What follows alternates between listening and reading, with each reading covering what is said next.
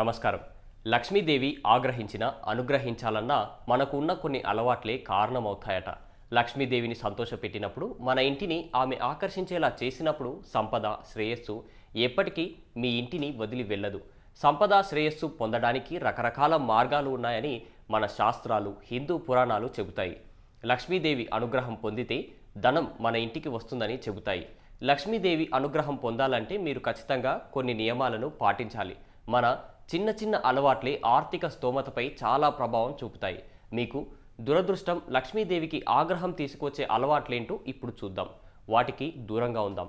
లక్ష్మీదేవి అనుగ్రహం ఎల్లప్పుడూ ఉన్న ఇల్లు ధనంతో కలకలలాడుతూ ఉంటుంది. అయితే ఎక్కడైతే ఎక్కువ భక్తి అనుకూలంగా ఉంటుందో అక్కడికి లక్ష్మీదేవి వెళ్ళే అవకాశం ఉంటుంది. కాబట్టి ఎప్పుడూ లక్ష్మీదేవిని పూజిస్తూ ఉండాలి. హిందూ పురాణాలు, శాస్త్రాల ప్రకారం సాయంత్రం సూర్యాస్తమయం తర్వాత తులసిని పూజించడం, ముట్టుకోవడం నిషేధం. ఇలా చేస్తే దురదృష్టం, పేదరికం మీ కుటుంబాన్ని వెంటాడుతుంది. తులసి మొక్కను పూజించడం, నీళ్లు పోయడం చాలా పవిత్రంగా భావిస్తాం. కానీ సాయంత్రం పూట ఇది మంచిది కాదు. సాయంత్రం కేవలం నెయ్యితో తులసి దగ్గర దీపం వెలిగించాలి. ఇలా చేయడం వల్ల నెగిటివ్ ఎనర్జీ తొలగిపోతుంది. అలాగే లక్ష్మీదేవిని ఇంటికి ఆకర్షించవచ్చు. సూర్యాస్తమయం తర్వాత చెత్త ఊడవడాన్ని అపవిత్రంగా భావిస్తారు.